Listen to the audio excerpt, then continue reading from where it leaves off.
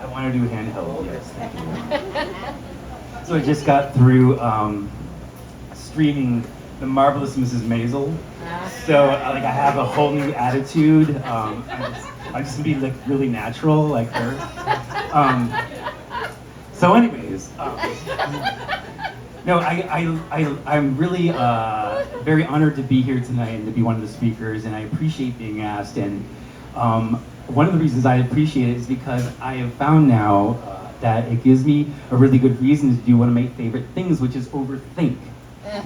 And so I'm thinking about tonight, I'm doing the mural that we're doing right now. It's a fabulous mural at a children's dentist office. And I have my right brain doing its work, so my left brain is like, so, what are we gonna talk about?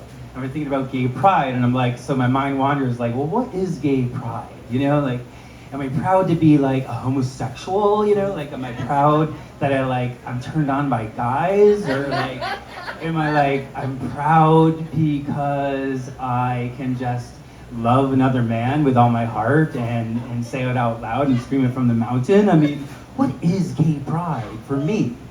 You know, so I thought a lot about it, and I thought, okay, let's do this. Let's get into at least one thing that I think universally we're all proud of, which is our coming out story. Because I assume that if you're here and you're gay, that you've had your own coming out story, and it's something very relatable, right? So my coming out story is way back in like 1992. It was the olden days. I actually had just graduated college in '88, and I was working at this store that two gay guys owned, and they really liked me. I really was their like kind of pet for some reason. I don't know, I was like 19 and cute, I don't know what. But so I was working for them. It was a gift shop, and I was working with a woman that I really liked a lot.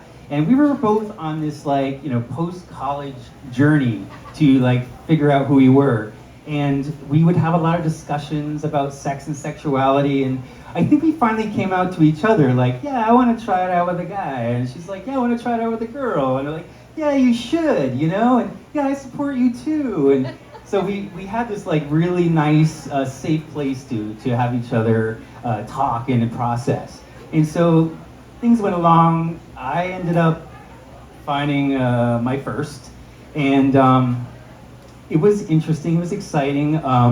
It was interesting because I was dating a girl at the time, a girl I dated for about 9 months. Her name was Janet, and she was half Irish, half Italian, so that's, you know, still have that crick in my neck. But I met this guy, and I just like, you know, was curious, you know, and I'm like, Jen, I'm just gonna take a break, you know, I want to go out with my friends, and I want to go out for beer, you know. And she's like, well, you never go out for a beer with your friends. And I'm like, well, I am now, so, and I have a right to do what I want. And so I went out for a beer with this guy at his hotel room, and didn't get much farther than that. Had an amazing time. I understood what happened. My chemistry changed. My lights opened. My eyes opened and saw the light.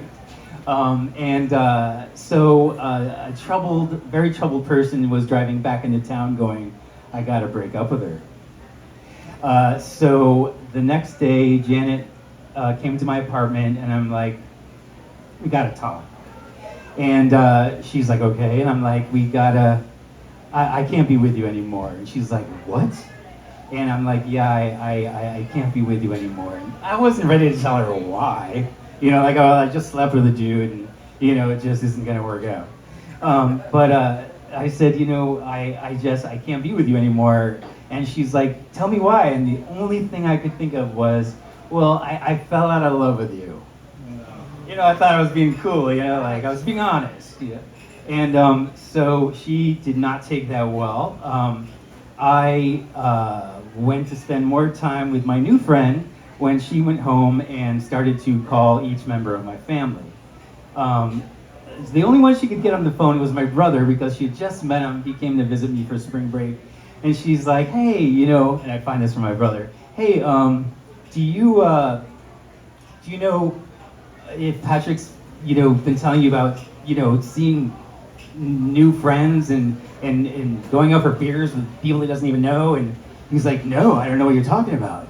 And she's like, well, yeah, it's weird. I don't know what's happening. I mean, is he gay? I mean, what's going on?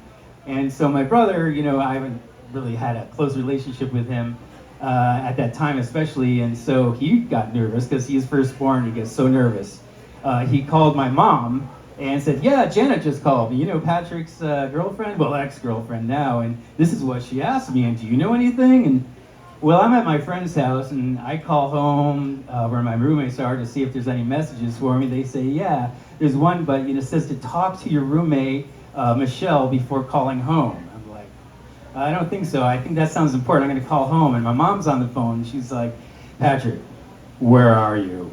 And when her voice goes down to that decibel, she's like feeling her balls, you know what I mean? Like, so I'm like, oh God, I wanted to take them, for a nice long walk and let them know, slowly and comfortably, what was happening.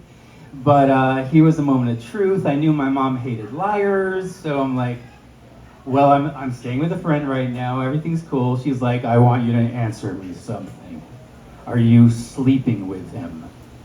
And I'm like, oh my God, if I lie now, she's going to hate me for lying. And if I tell the truth, it's going to be just hell to be paid. But I went with just telling her the truth.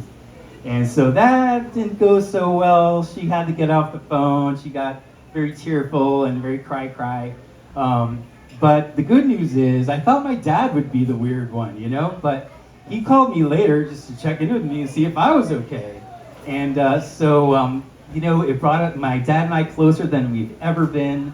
Even to this day, he's like, don't worry about mom, I'll take care of her. Good news is, my mom came around, and now she's an avid subscriber to Out Magazine and likes to tell me what the trends are. So all's well that ends well.